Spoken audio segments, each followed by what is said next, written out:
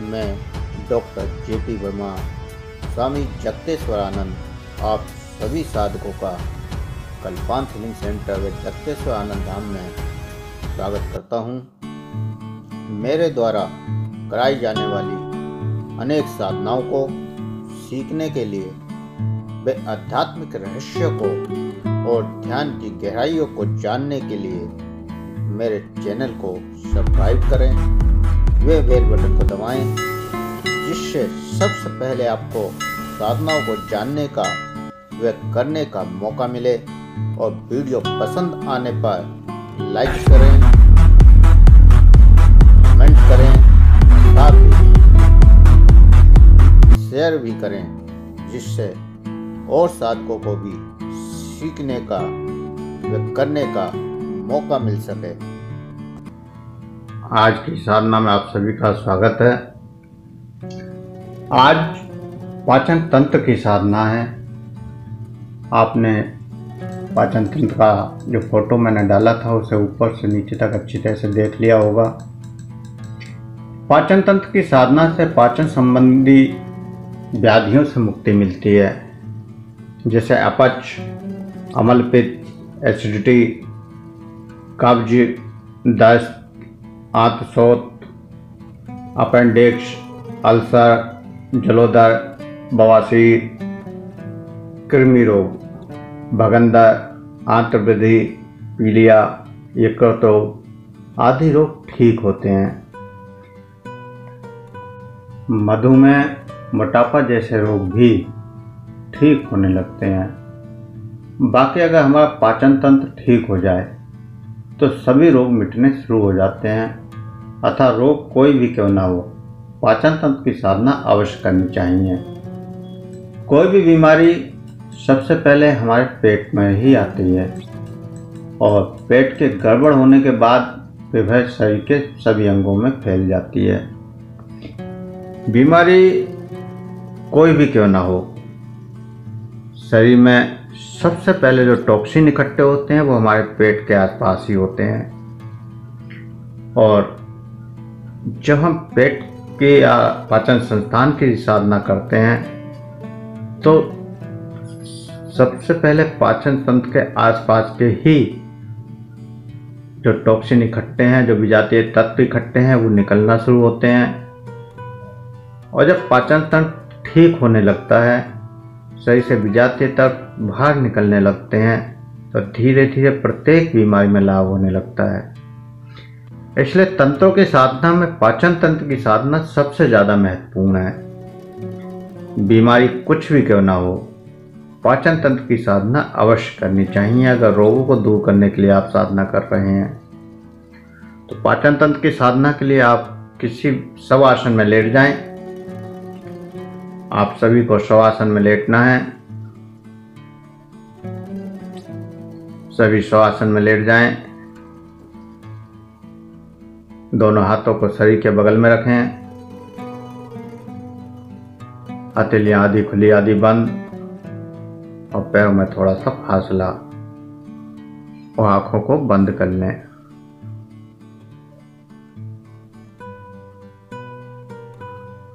शरीर को ढीला छोड़ दें।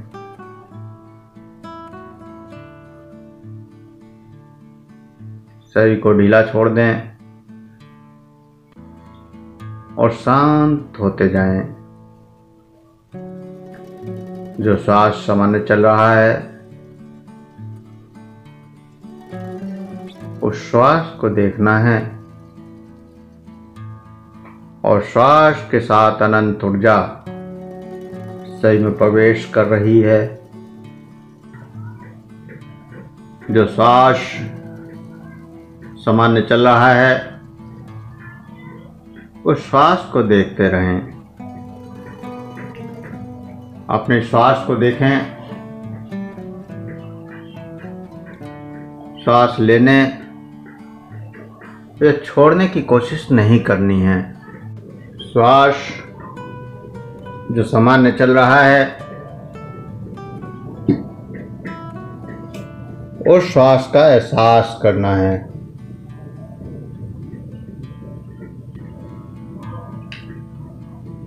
और प्रत्येक श्वास को महसूस करते हुए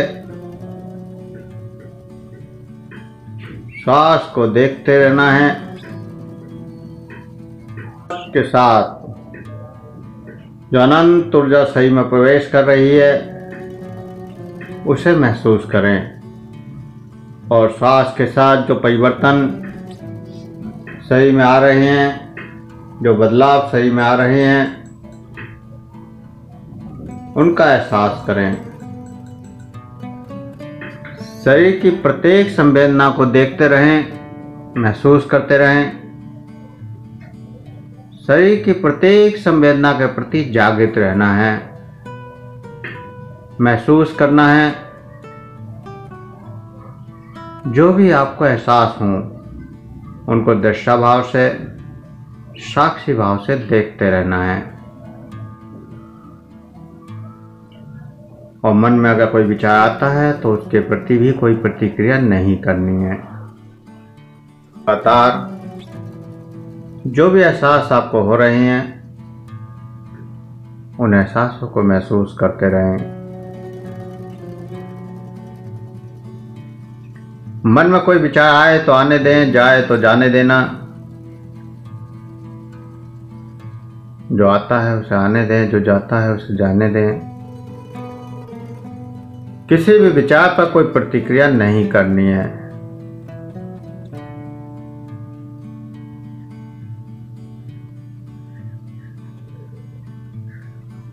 और आप शरीर के प्रति सजग हो जाएं। पूरे शरीर का मानसिक दर्शन करें, शरीर का अनुभव करें, दृष्टा की तरह साक्षी बनकर देखें। शरीर के विभिन्न अंगों से आने वाली संवेदनाओं के प्रति सजग हो जाएं, उनका अनुभव करें। जो दिख रहा है उसका अनुभव करें। आपको शरीर के प्रत्येक भाग के प्रति सजग रहना है और वहां की संवेदनाओं को अनुभव करना है। उस अंग का मानसिक चित्र भी बनाना है जिस अंग के प्रति सजग हो रहे हैं, और उसे मन में दोहराते भी जाएं। इस दौरान याद रहे कि बल का प्रयोग नहीं करना है, सब कुछ सहज भाव से कल्पना के द्वारा महसूस करते जाएं। अपना बायां पैर देखें और वहां की संवेदनाओं को महसूस करें।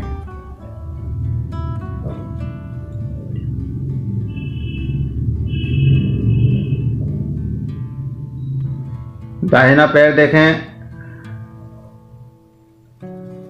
और वहां की संवेदनाओं को महसूस करें।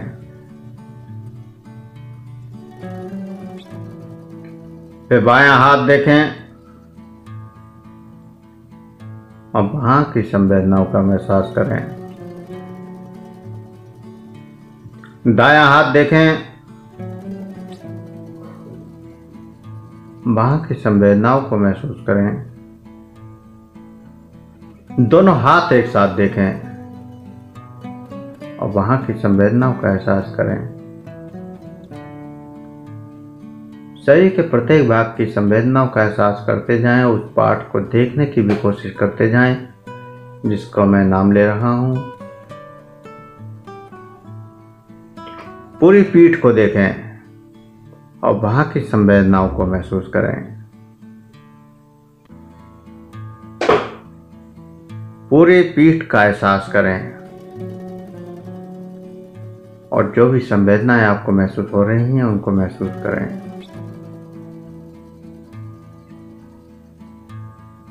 लंग्स को देखें, पूरी छाती को देखें और वहां जो भी संवेदनाएं महसूस हो उसको महसूस करें।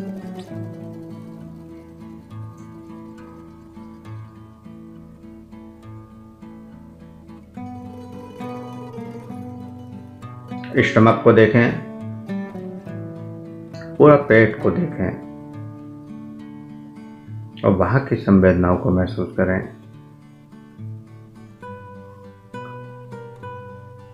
और अंत में आप पूरे शरीर को एक साथ देखें, सिर से लेकर पैरों तक, पंजों की उंगलियों तक, पूरे शरीर को देखने की कोशिश करें।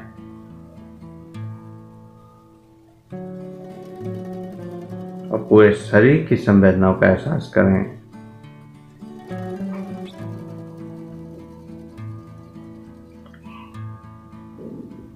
अब आपको कल्पना करनी है कि आप भोजन करने जा रहे हैं और आपकी इच्छा के अनुसार स्वादिष्ट भोजन सामने रखा हुआ है। भोजन में जो भी आपको पसंद है वही भोजन सामने आपके रखा हुआ है।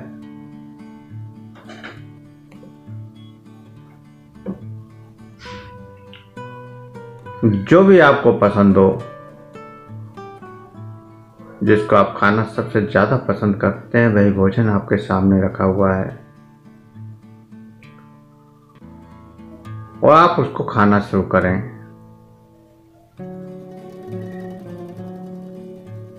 और महसूस करें कि प्रथम कोर आपने अपने मुंह में डाला,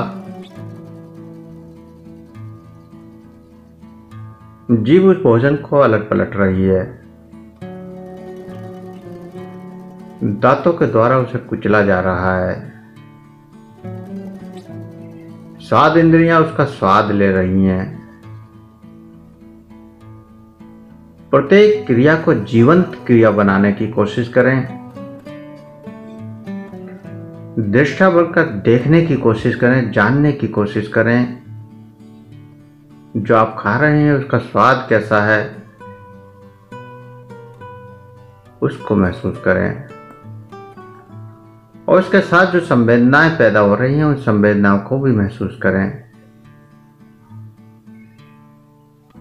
रार भोजन में मिलती जा रही है और भोजन लुगदी के समान बनता जा रहा है। मुंह में चबाते चबाते जब भोजन लुगदी के समान बन जाता है तो वह गले की तरफ चला जाता है, अर्थात मुंह से गले की तरफ भोजन जा रहा है जो आपने खाया है और गले से नीचे होता हुआ ग्रास नली के द्वारा आगे बढ़ता हुआ आमाशय में पहुंचता है, अर्थात पेट के अंदर पहुंचता है, जिसको स्टमक कहते हैं।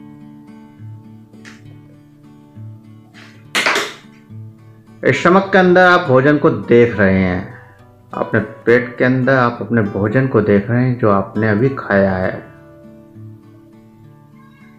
ये पेट एक मशक अर्थात शंख के आकार का अंग है। जैसे ही भोजन आमाशय में गया, वहां पर आमाशय की दीवारों से जठर रस, आमाशयिक रस स्वतः निकलकर भोजन में मिलना शुरू कर देते हैं और आमाशय के अंदर हो रही इन क्रियाओं को आपको देखने की कोशिश करनी है। कुछ भोजन में कुछ तरल मिल रहा है,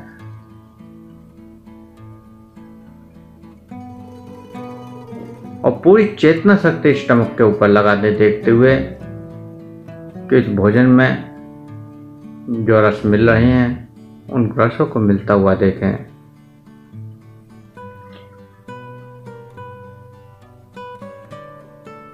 और रसों के मिलने से वह भोजन पतला हो चुका है। काफी हद तक भोजन का पाचन यहाँ हो जाता है और वह बिल्कुल लिक्विड रूप में आ जाता है। हम कुछ भी खाएं, भोजन लिक्विड रूप में आता है और ठोस भोजन को लिक्विड बनाने में स्टमक को मेहनत करनी पड़ती है। जितना भोजन ज़्यादा भारी होगा, हैवी होगा, उतनी ही ज़्यादा मेहनत स्टमक को लिक्विड बनाने में करनी पड़ेगी। इसलिए कहा जाता है कि भोजन हल्का हो, सरल हो और सुपाच्य हो, जिससे कि स्टमक को कम से कम मेहनत करनी पड़े। तो इस प्रकार पचा हुआ भोजन अब धीरे धीरे स्टमक से छोटी आंत की ओर जा रहा है। छोटी आंत से भोजन जाता हुआ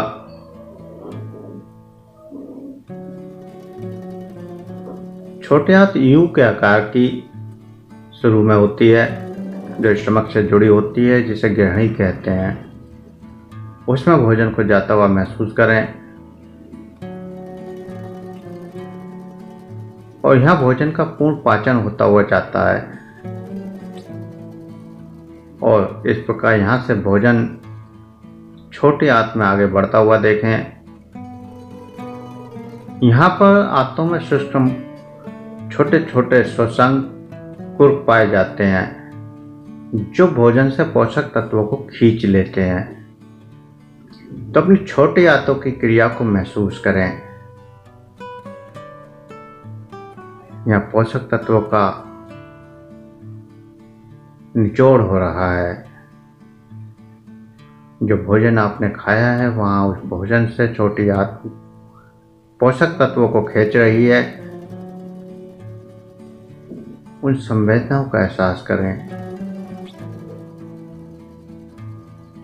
और फिर बाकी बचा हुआ भोजन पूरी छोटी आंत में घूमता हुआ बड़ी आंत की तरफ बढ़ जाता है।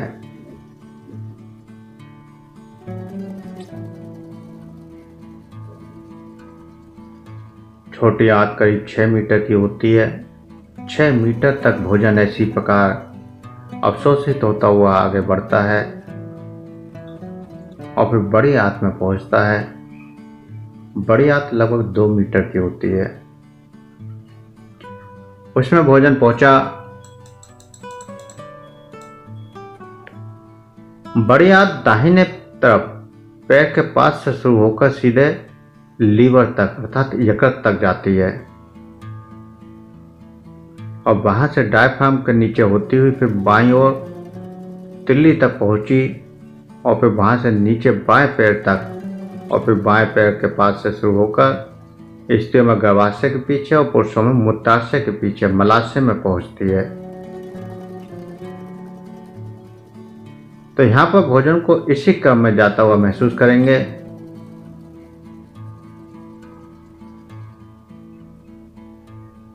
बड़ी आंत में भोजन घूमता हुआ लीवर तक पहुंचा और वहां से बाईं ओर स्प्लीन की तरफ आगे बढ़ रहा है। पूरा चक्र भोजन का देखें और स्प्लीन से फिर नीचे बाएं पैर की तरफ आ रहा है और बाएं पैर से फिर मलाशय में जा रहा है।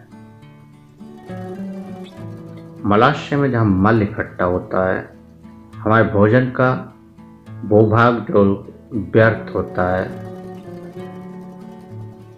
जो विजातीय तत्व होते हैं, वो सब अंत में मलाशय में जाकर इकट्ठा होते हैं, जो अंत में मल के रूप में बाहर निकल जाते हैं। तो इस प्रकार पूरे भोजन का पाचन होते हुए आपने अपने अंदर देखा। अब अपनी चेतना शक्ति को लीवर पर ले जाएं, यकृत पर ले जाएं। ये दाहिनी तरफ डायफ्राम का ठीक नीचे स्थित होता है। सभी जानते हैं कि लीवर की स्थिति कहाँ है। इसका अधिकांश भाग पसलियों द्वारा सुरक्षित रहता है और यह भूरे रंग का होता है और इसका वजन लगभग 1.5 किलो के आसपास होता है। ये 2 खंड, बायां खंड व दाएं खंड में विभाजित होता है और इसकी निचली सतह पर हरे रंग का पित्ताशय भी लगा होता है, जिसे पित्त की थैली कहते हैं। और यहाँ बहुत सारे रसायन बनते हैं जो सार तत्व भोजन द्वारा अवशोषित होकर रक्त में आए हैं, उन पर यहाँ क्रिया होती है। यहाँ पित्त का निर्माण होता है। भोजन के तत्वों से जीवाणु को विष के नष्ट करा जाता है।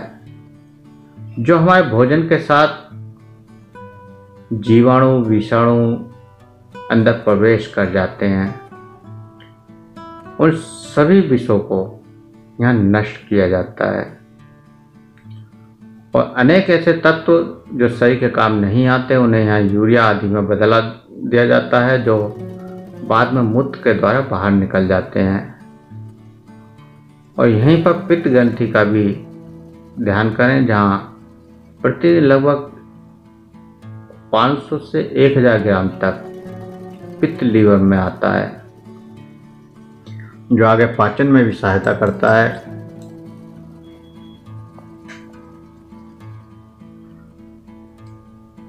तो अपने लीवर को देखें, यकृत को देखें और यकृत पर प्रकाश को देखें। यकृत पर व्हाइट प्रकाश को महसूस करें और व्हाइट प्रकाश से वहां पर बढ़ती ऊर्जा का एहसास करें।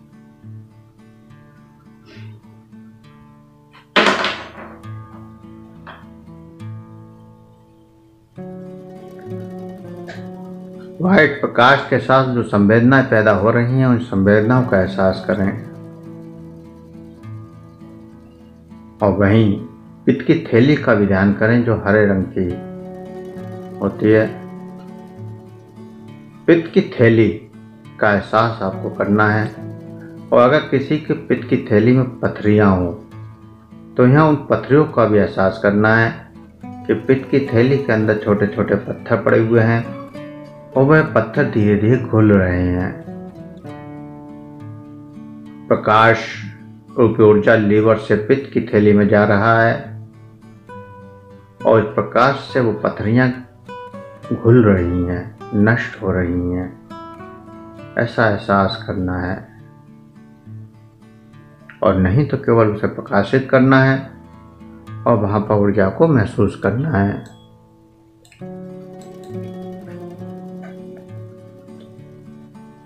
ऐसे प्रकार अपनी चेतना शक्ति को अग्नाशय के ऊपर ले जाएं। अग्नाशय हार्ट के थोड़ा सा नीचे होता है, लेफ्ट साइड में, जो सहतूत की तरह दिखाई देता है।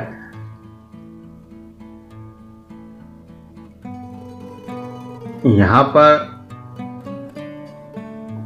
पाचक रस अल्फा कोष से निकलता है, वही दूसरे बीटा कोष से इंसुलिन का स्राव होता है, जो रक्त में ग्लूकोज की मात्रा को नियंत्रित करता है। यदि डायबिटीज की बीमारी है या मधुमेह की बीमारी है, तो यहाँ पर कुछ देर तक आपको अग्नाशय को देखना है और वहां पर प्रकाश को पहुंचाना है। अपनी संकल्प शक्ति से अग्नाशय को प्रकाशित करना है, वहां पर ऊर्जा को पहुंचाना है और महसूस करना है कि अग्नाशय की ऊर्जा बढ़ रही है।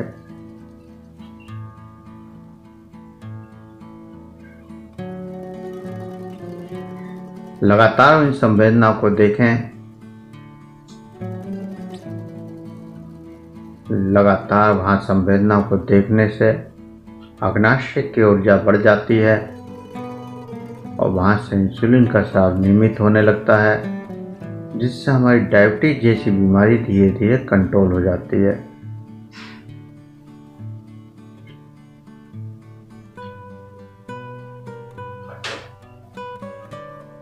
अंत में अब शांत हो जाएं, पूरे शरीर को देखें। आपको पूरा पाचन तंत्र दिखाई दे रहा है, जैसे आपने फोटो में देखा है। पूरा पाचन तंत्र आपको दिखाई दे रहा है।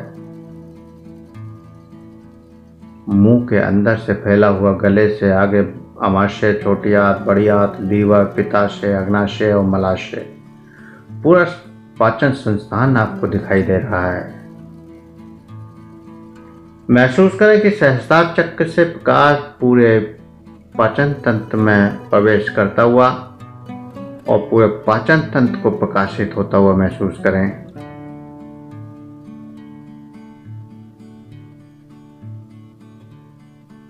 पूरे पाचन तंत्र को आपको प्रकाशित करना है। वहां पर जो संवेदनाएं हों उनको महसूस करना है। पूरे पाचन तंत्र में प्रकाश ही प्रकाश नजर आए।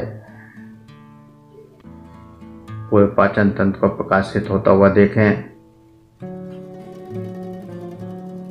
और जो भी संवेदनाएं वहां पर पैदा हो रही हैं उन संवेदनाओं का एहसास करें।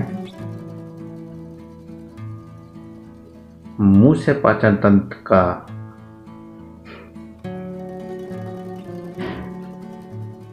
एहसास करें और मलाशय तक देखें। मुख से पाचन तंत्र को देखते हुए, प्रकाशित करते हुए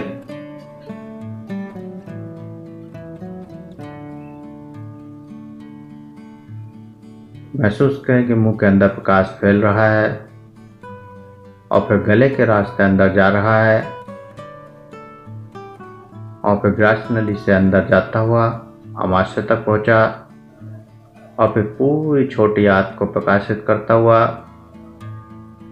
बड़ी आंत को प्रकाशित करता हुआ लीवर, पित्ताशय और मलाशय तक पहुंचता हुआ पूरे पाचन तंत्र को महसूस करते हुए, प्रकाश को महसूस करते हुए वहां ऊर्जा को बढ़ाएं। और इस प्रकार जो भी संवेदनाएं आपको एहसास हो रही हैं उन संवेदनाओं को महसूस करते रहें और फिर इन संवेदनाओं का एहसास करते हुए धीरे धीरे चेतना में आने के लिए तैयार हों। अपने श्वासों का ख्याल करें। 2 गहरे लंबे सांस भरें।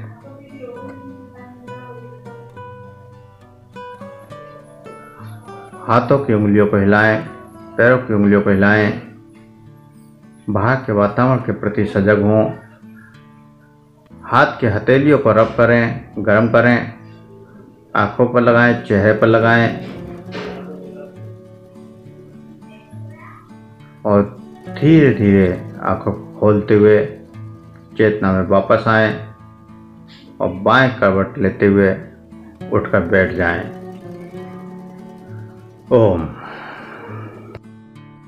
यदि आप हमारी 21वीं सदी की चिकित्सा पद्धतियों से जुड़कर बिना दवा के सभी असाध्य रोगों का उपचार सहज में करना व जानना चाहते हैं तो हमारे दूसरे चैनल कल्पांत हीलिंग सेंटर एवं जगतेश्वर आनंद धाम को सब्सक्राइब करें और उसमें दिए हुए उपायों को अपनाएं, जिससे आप बिना दवाइयों के सभी रोगों का उपचार करने में सफल हो पाएंगे। चैनल का लिंक नीचे डिस्क्रिप्शन में दिया गया है।